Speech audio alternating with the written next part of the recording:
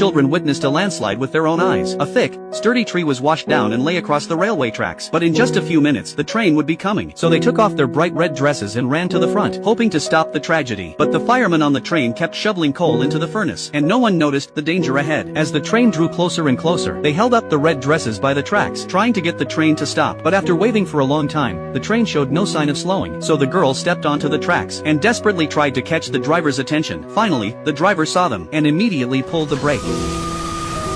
But the girl, overwhelmed with tension, fainted right there on the tracks. Thankfully, the train stopped in time, preventing a disaster. To honor the three children's bravery, the railway company held a ceremony for them, and that ceremony brought them face to face with someone who would change their lives forever. A few months earlier, their family of 5 had been living happily in London, with servants taking care of everything. On their little brother's birthday, their father had even prepared a fancy toy train as a gift. But that night, the family's fate took a drastic turn. Their father was taken away by 2 men on charges of treason. The children wanted to know what had happened to him, but their mother kept the truth from them, saying their father was just busy with work. Not long after, the servants left without a word. With a solemn expression, their mother told the children they would have to sell all the furniture and move away to the old house in the countryside to play a game of pretending to be poor. Their mother put on a brave face, but the eldest daughter, Roberta, saw right through it. The family boarded a train to the countryside. From now on, everything would be up to them. They arrived at the countryside late that night. A kind station attendant, Perks, helped carry their luggage to the house. The place was very run down. They could even hear mice scurrying around, but as long as it kept out the wind and rain, it was a warm home. With no servants to take care of things, they had to fend for themselves. Their mother planned to write to supplement the household income, so the 3 children went outside to play, trying not to disturb her. They crossed the tracks and made their way to the station, found Perks, who had kindly helped them the night before, and expressed their gratitude to him. The children worried that their father might forget them. Watching a train approach in the distance, they came up with a good idea. The 3 children waved at the oncoming train, hoping to send their longing for their father through it. To their surprise, a kind old man on the train actually waved back at them. The stranger's response made the children incredibly happy. From that day on, the children came to the tracks every day and waved at every passing train, and the old man was always there, waiting at the back of the car, responding sincerely every time. A special bond grew between them, and their mother also brought good news. One of her articles had finally been accepted. That meant they could have a proper meal that day. But not long after, their mother collapsed without warning. The doctor diagnosed her with influenza and said she needed plenty of rest. He gave them a list of foods to help her recover, but with their current financial situation, they couldn't afford it. Their mother would rather buy 2 pounds of cheap mutton neck for the children's dinner and just have some broth herself. The children decided to save the money and buy the items on the list for their mother. They could get by on bread and water, but even so, the money was far from enough. The next day, Roberta had an idea. She pulled out a bedsheet and prepared to ask the old man on the train for help. This time, the old man was once again waiting at the back of the car, but he only saw 2 children holding up a cloth. After reading the message on it, the old man knew the children might be in trouble. Roberta waited at the station and met the old man.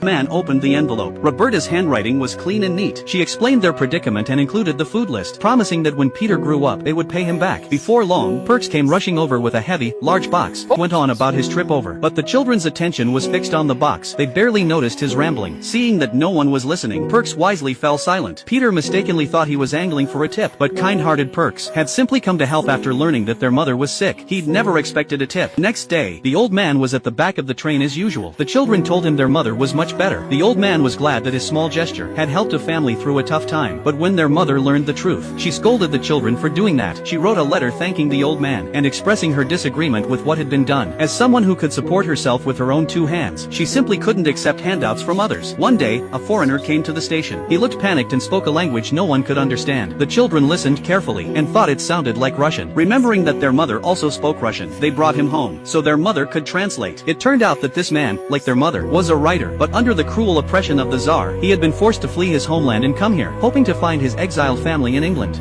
That day, the 3 siblings went out and happened upon the landslide. They risked their lives to stop the train. After the award ceremony, they finally met the old gentleman properly. He was a director of the railway company. Roberta hoped he could help them find out about the writer's exiled family in England. Before long, the old gentleman brought good news. Everyone was eager to tell the writer immediately, leaving Perks standing there alone. On learning news of his family, the writer's eyes filled with grateful tears. Then, he bid them a heartfelt goodbye. Their mother had no way to repay the old gentleman's kindness, but he just waved his hand with a smile, telling telling her not to give it another thought because kindness is contagious. Life in the countryside continued on, seemingly peaceful. That day, Roberta came home as usual, only to find the front door tightly shut. Puzzled, she stepped inside and discovered it was a birthday surprise her family had prepared for her. They all gathered around to wish her well. Her sister's gift was a pencil she'd saved up her allowance for over a long time. Peter filled his favorite toy train with candy and gave it to Roberta. The train engine was broken, but Roberta knew it was the most precious gift her brother could give. She decided to get it fixed and give it back to him. She went to the train and asked the fireman for help. Though the workers didn't know how to repair toy trains, they were more than willing to try their best for the person who had once saved their entire train. And so, the workers fixed the engine. When Peter saw the repaired toy train, he gasped in amazement. It felt like another birthday to him. Then Phyllis casually asked when Perks's birthday was. He said it was on the 15th of that month, but with life so busy and chaotic, he hadn't celebrated it in years. The speaker didn't mean much by it, but the listeners took it to heart. The three children remembered. A few days later, their mother sold another manuscript, so the family could finally afford a decent meal. But Roberta wanted to wait until the 15th. She wanted to share that meal with Perks, who was always helping them. Their mother readily agreed. But a home-cooked meal as a birthday gift, that still felt a little thin. Peter remembered that Perks was kind to everyone in the village. Surely people would want to give him gifts. And so, on the 15th, they collected a cartload of gifts. Half a pound of tea from one lady, a scarf from the grocer, and a brand new shovel from the blacksmith. These carried everyone's heartfelt gratitude and best wishes for Perks. But when Perks saw the cart, he was furious. He didn't want anyone's charity. Peter explained that the gifts were from many people in the village, but that only made Perks feel more embarrassed. He thought they had gone around telling everyone that his family was poor. Then, furious, he told them to take all the gifts back, and if they agreed to that, he would rather never have known them at all. Only then did Roberta finally say, "Even if you no longer wish to be friends with us, in our hearts, you will always be a dear friend. And we can't very well return these gifts now, because along with each gift, we've also delivered everyone's blessings for you." Then Roberta read aloud, one by one, the villagers' gifts and their words of thanks to Perks. A lady sent a pram. It had originally been for her own daughter, but sadly the child hadn't survived. It just so happened that Perks's newborn daughter could use it. Next was Mr. James, who had made a shovel for him with his own hands. Perks's eyes gradually reddened, and tears welled up. He never expected that he had unknowingly earned so many people's genuine affection and care. Then the three siblings quietly turned to leave. Though they felt disappointed, they decided to respect Perks's wishes. But just as they were about to take a step, Perks suddenly called out anxiously, stopping them. He stood up and asked them to stay, took back his earlier foolish words, and told his wife to put the kettle on and welcome them warmly. Next day, Perks dropped off a stack of newspapers for Roberta on his way, then left. Roberta was shocked to see her father's face in the paper. He had been sentenced to 5 years for espionage. She folded the newspaper and demanded to know from her mother what had really happened to her father. Faced with her emotional daughter, their mother finally explained. Someone had been jealous of their father's integrity, felt he was standing in their way, and had framed him. Roberta was furious. She wrote a letter to the old gentleman, asking for his help, believing that with his connections, he could surely find something out. Sure enough, before long, the old gentleman's reply arrived. The letter said things were already looking promising. He invited Roberta to meet at the station. When they met, the old gentleman said she hadn't really needed to write, because he had already read the news about her father, and had been looking into it for some time. He firmly believed that in such a good-hearted family, the father could never have committed treason. The reason he'd called Roberta there was simply to tell her that there was hope for an appeal, but it wasn't time to tell her mother yet. Sometime later, the morning sun was especially warm. The three siblings suddenly realized they hadn't been to the railway tracks in a while to greet everyone, so they rushed over eagerly. Luckily, they arrived just in time for the familiar train, but unlike before, this time everyone in every carriage leaned out and waved at them warmly. The old gentleman waved especially hard, putting in extra effort. The three were bewildered. They had no idea what was going on, but Roberta had a feeling. Her little brother and sister decided to go home and tell their mother about the day's fun, while Roberta walked slowly toward the station, filled with anticipation. Along the way, everyone she passed smiled kindly at her, and greeted her warmly. Even a woman who had never once smiled at her before was beaming. Roberta reached the platform. The station master inexplicably told her the train would arrive at 11:54 on the dot, and Perks, too, offered his congratulations. But no one would tell her what was happening, until the train she had once saved rolled in, and slowly came to a stop. A figure she knew all too well appeared in the doorway, tall and familiar. It was none other than her father, whom she had missed so dearly.